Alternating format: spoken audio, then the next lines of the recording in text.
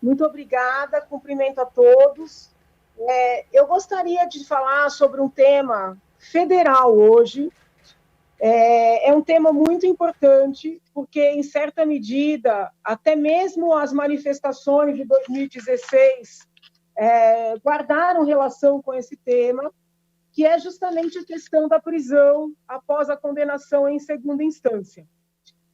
Como eu sou da área penal, né, professora de direito penal, doutoramento em penal, livre docência em penal, é um tema relativamente ao qual eu me aprofundei muito, e eu respeito bastante tanto os argumentos daqueles que são favoráveis à prisão após a condenação em segunda instância, como também respeito os argumentos daqueles que são contrários, que entendem que tem que esperar ter a análise do recurso especial no STJ, do recurso extraordinário no STF, para somente depois poder iniciar o cumprimento da pena. Eu respeito os posicionamentos diversos. O que eu não posso respeitar é que a população seja enganada. Eu não posso aceitar que se diga para a população que se está criando uma norma para uma finalidade, quando, na verdade, o resultado da norma será o contrário da finalidade anunciada. Então, vamos lá. Muitas pessoas entendem que já hoje é possível prender a pessoa condenada à pena privativa de liberdade, uma vez confirmada a condenação pelo tribunal que avalia a apelação, que não precisaria de mudança de norma. Outras pessoas entendem que é necessário, sim, ter uma mudança de norma. Melhor, ter uma alteração constitucional para prever claramente essa possibilidade. Tá? Ganha força a tese de que, tendo uma alteração constitucional, existe maior segurança dos magistrados para decretarem esta prisão. Por isso, criaram-se alguns projetos, né, de mudança constitucional. O projeto apresentado, a PEC apresentada pelo deputado federal Alex Manente, ganhou força. Eu lembro que, antes da pandemia, o deputado Alex Manente, inclusive, esteve aqui no meu gabinete, nós fizemos uma reunião sobre esse assunto, e a PEC dele foi tramitando, e foi apresentado um substitutivo pelo deputado Tradi.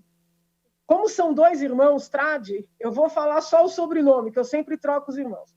Mas foi apresentado um substitutivo pelo deputado Tradi, tá?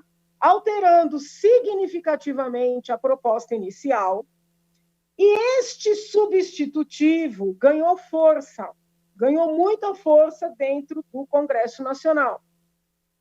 Tanto é assim que, nos encontros técnicos, né, que estão acontecendo em torno da PEC, só se fala no substitutivo. E muitos deputados federais, né, utilizam aquela máxima que percorre o legislativo, que o inimigo do bom é o ótimo. Então, que se não dá para conseguir tudo, é melhor ficar com o texto que se tem. Eu tenho ouvido deputados, né, de todas as linhas ideológicas se conformarem, defenderem o texto do substitutivo do deputado Tradi. E esses deputados apresentam como ponto negativo da PEC, né, do substitutivo do deputado Tradi, o fato dele prever que a alteração só vai valer da publicação da PEC em diante. Então, os críticos do substitutivo do deputado Tradi implicam com o momento da vigência da alteração. Eles defendem que deveria valer para trás também, não só da aprovação em diante.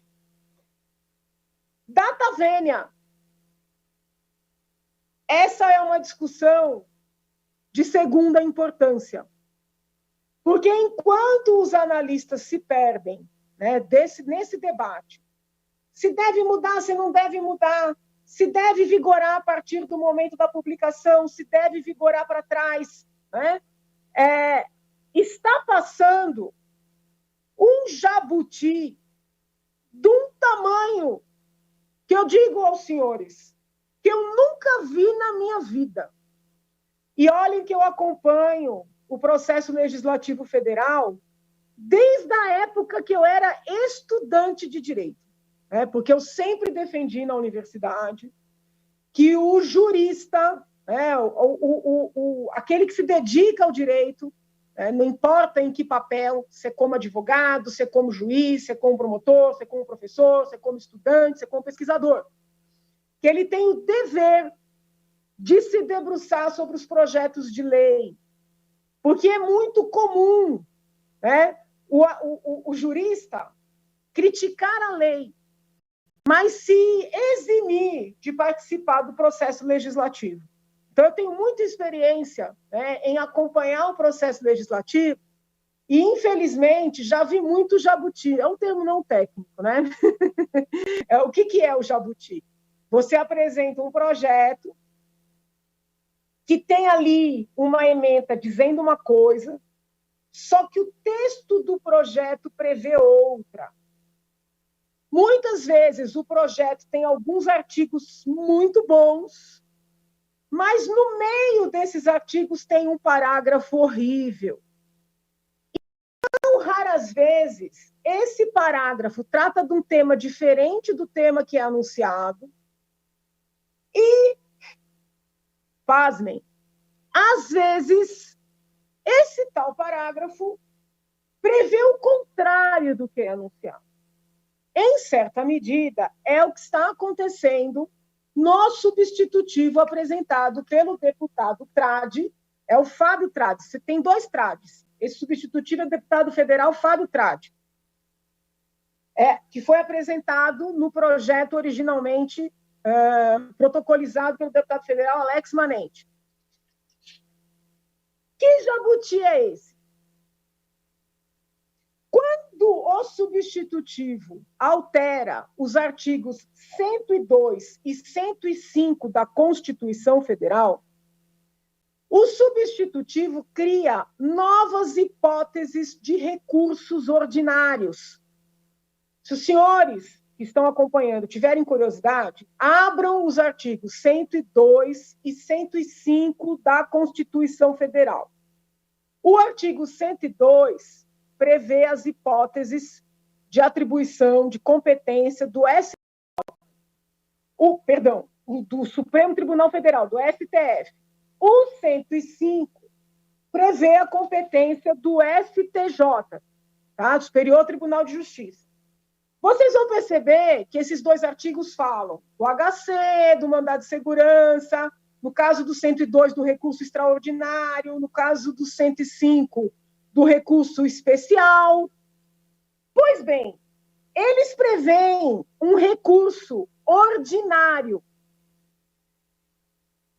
No caso do 102, o projeto está prevendo uma novidade no recurso ordinário. Porque se o cidadão for condenado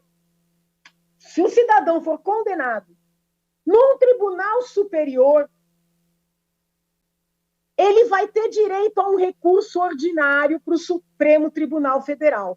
No caso do 105, se o cidadão for condenado por um tribunal regional federal ou por um tribunal de justiça, em única instância, ele vai ter direito a um recurso ordinário para o Superior Tribunal de Justiça. Então, no lugar dessa tal PEC, por meio desse substitutivo, acelerar o trâmite das ações penais, está, na verdade, criando uma nova instância. Eu estou vendo aqui que meu tempo vai acabar. Eu já peço reinscrição, porque eu vou ler para vocês o que está escrito no substitutivo. Porque eu prefiro que vocês analisem, né, do que acreditem na minha palavra. E vocês vão perceber que eu não estou inventando nada. Que se isso aqui passar, a impunidade que já graça vai imperar de vez. Eu volto.